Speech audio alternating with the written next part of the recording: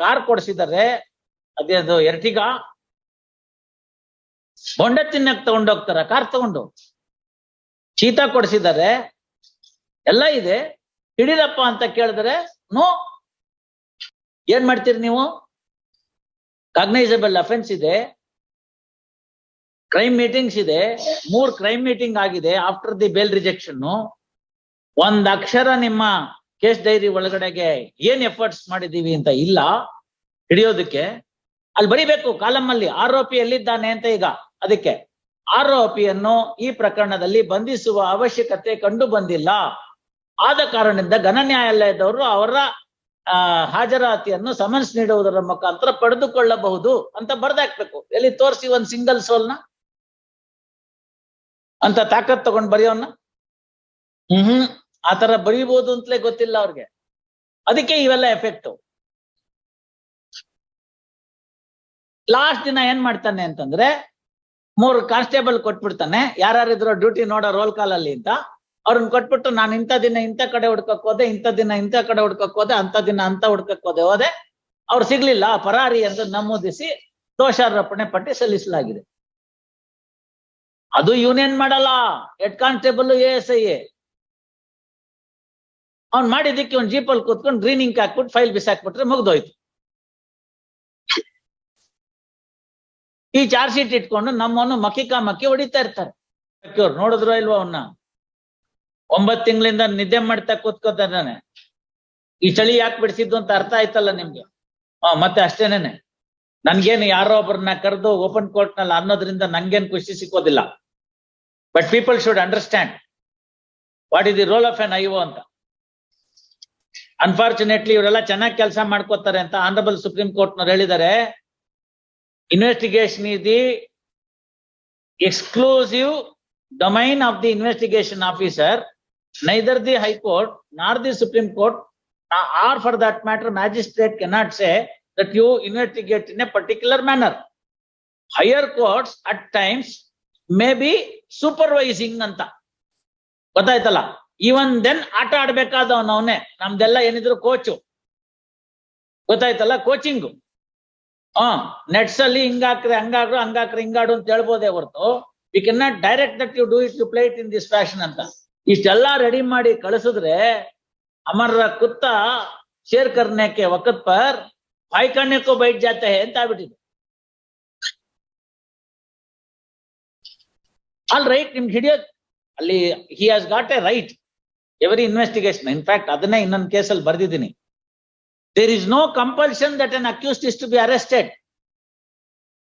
You follow me? There is no compulsion. Investigation officer 40-41 ನಲ್ಲಿ he can take a stand that this is a case where I don't require the accused is to be arrested. No custodial interrogation is necessary. My other documents is sufficient enough to hook him. Therefore, I decide not to arrest and file the charge sheet. ಏನ್ ಮಾಡ್ಬೇಕು ಅವಾಗ? ನಾನು ನೋಡಿದ್ರೆ ಅಲ್ವಾ 229A bailable offence. ಅದಕ್ಕೆ bail reject ಮಾಡಿದ್ದಾರೆ sessions ಕೋರ್ಟ್ನವರು. Bail reject ಮಾಡೋಣ ಅಂದ ಅರ್ಥ ಏನು? That's the reason why we are so much of prestiged here. ಓದಿ ತಿಳ್ಕೊಂಡು ಏನಾರು ನೋಡಿ ಏನಾರು ಮಾಡಿ ಹೇಳೋಕೆ ಪುರ್ಸೊತ್ತೇ ಇಲ್ಲ ಯಾರಿಗೂ. ಬರ್ಕೊಮ್ಮ. ಆಡ್ಸಿ made by the petitioner to obtain an order of grant of bail is turned down by the learned district judge by order dated 27 January 2023 in CMS number 363/2023. Thereafter, petitioner is before this court. Next para, reiterating the grounds at in the petition, Shri M.T. Nanaya, learned senior counsel, vehemently contended that the co-accused persons have already been enlarged on bail and the present petitioner had no role whatsoever in the alleged fraud and misappropriation and sought for grant of anticipatory bail. Full stop. Per control and HGP opposes the bail grounds. Full stop. Peruse the matter law on record meticulously. On such perusal of the matter law on record, a director who has the power of subscribing the signature and operating with the finance of the company has been granted the bail by the trial court. Full stop. Accused number 5 has also been granted the bail. Full stop. Next para, present petitioner, insofar as the present petitioner is concerned, she had no power to subscribe her signature to the financials financial documents of the complainant company, and therefore, she is in a better footing than the persons who have been already granted bail. First, from the date of correct. ನಾನೇನ್ ತಗೊಂಡಿಲ್ವಲ್ಲ ಅದನ್ನ. All right. However, the learned HCGP points out that the amount of rupees 7 crores so and so from the Axis Bank has been diverted to the account of the petitioner. First, during the investigation, investigation officer has already freezed the said account, and therefore, no misappropriation per se has taken place. First, taking note of these aspects of the matter and also taking note of the fact that the petitioner is not available for the investigation agency, appear directing the petitioner to join the investigation would meet the ends of justice. Accordingly, following order, petition allowed ಅದನ್ನೇ ಮಾಡ್ಕೊಳ್ಳಿ. 3ನೇ ತಾರೀಕು ಬೆಳಗ್ಗೆ 10 ಗಂಟೆಗೆ custodial investigation till 6 PM. ಅಲ್ಲಿ ಬರೀರಿ, taking to custody so and so, petitioner shall cooperate with the investigation agency in furnishing the signature, the handwriting, and also the password, if any, of her bank account. Shall cooperate with the investigation agency, including furnishing the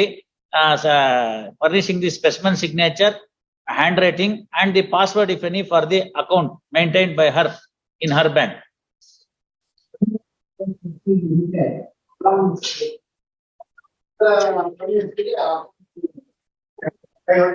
ಎಲ್ಲ ಮಾಡ್ತಾರೆ ಅಂತ ಬರ್ದಿದ್ದೀವಲ್ಲ, ನಾವ್ಯಾಕೆ ಅದನ್ನ restrict ಮಾಡ್ಬಿಟ್ರೆ ಇಷ್ಟೇ ಇರೋದು ಅಂತ ಆಗುತ್ತೆ.